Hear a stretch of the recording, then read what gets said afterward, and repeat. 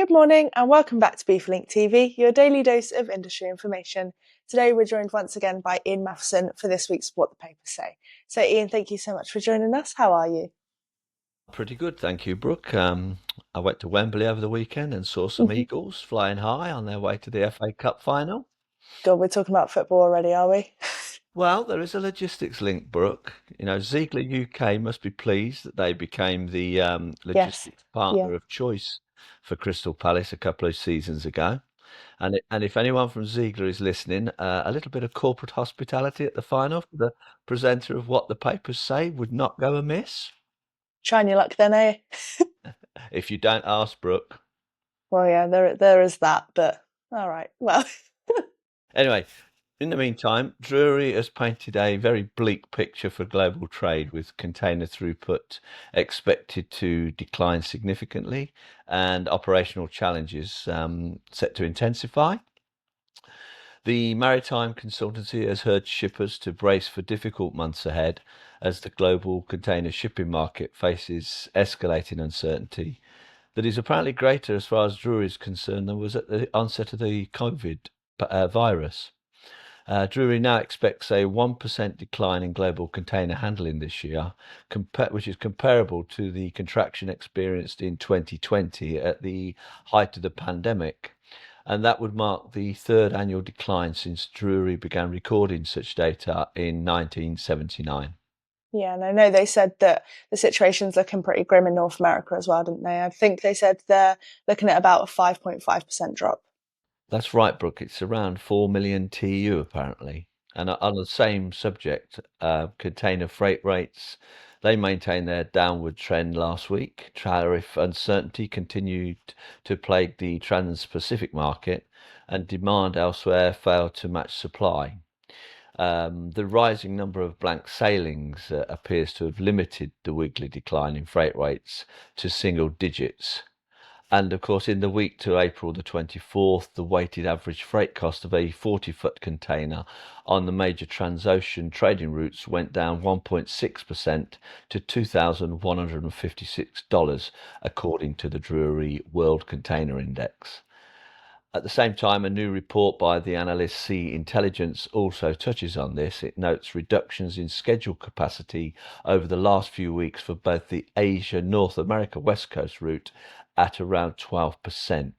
The Asia-North America East Coast route has experienced an even more pronounced decline, with a 14% decrease in scheduled capacity.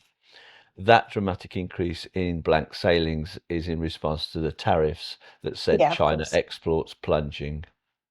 Perhaps more interesting for BIFA members not engaged in cross-trade container shipping is that the transatlantic trade has not experienced similar fluctuations. Like you said, Ian, it's looking pretty stable, isn't it? And I think that's probably to do with those tariffs being paused. That's right, Brooke. Yeah.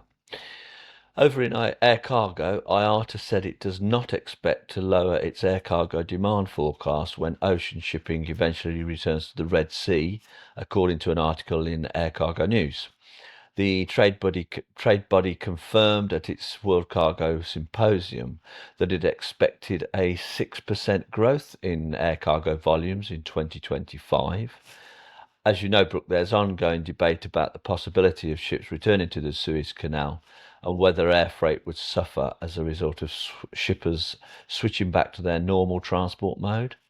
According to the report, the IATA Director General Willie Walsh said that the trade body believes the air cargo industry can well withstand the return of ocean shipping to the Red Sea. Okay. Apparently, he thinks the effort required from shipping lines and shippers to readjust to the Red Sea Suez Canal route would require long-term certainty that attacks would not restart. The prospect of such a return does still seem a long way off, Brooke.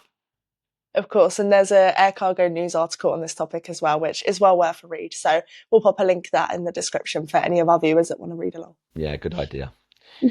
And Brooke, can I ask you, does that prompt you into becoming the owner of a jet aircraft and starting an air cargo airline? Probably not, no. All right, well, if you do, Reuters reported last week that Boeing is looking to sell as many as 50 aircraft that had been destined for China after the country banned the US manufacturer from selling there. Reuters CEO Kelly Ortberg said the Chinese customers had indicated they would not take delivery of 50 aircraft due for delivery this year, and Boeing is assessing options to remarket them. Okay, well, I mean, it's certainly come in handy, but I can't imagine that my salary was stretched that far. Oh, okay, fair enough.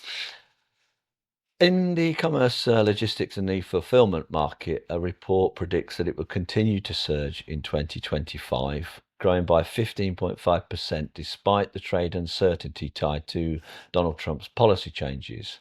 According to the e-commerce, logistics and e-fulfillment market 2025 report from researchandmarkets.com, the market has rebounded from a contraction in 2022 following the COVID-19 pandemic, returning to double-digit growth over the past 2 years. And of course, this is good news and very encouraging for our members that are active in that sector, isn't it? I think so, yes. And to end this week's edition, Brooke, as many were making their final preparations for the London Marathon last weekend, Robert Jervis, old friend of BIFA, from the organisers of Multimodal, laced up his walking boots and started his walk for charity from London to the NEC in Yes. Birmingham. Yeah. With every step, and hopefully not too many blisters, Robert's fundraising will support TransAid, the international development organisation that transforms lives through safe, available and sustainable transport. I hear he's making good progress on that as well. And of course, TransAid is BIFA's chosen industry charity as well. So it's great to see that he's fundraising for them. We will leave a link to his page in the description for any of our viewers who want to find out more about his walk. And again, as always, the links to everything we've discussed today will be in the description below as well.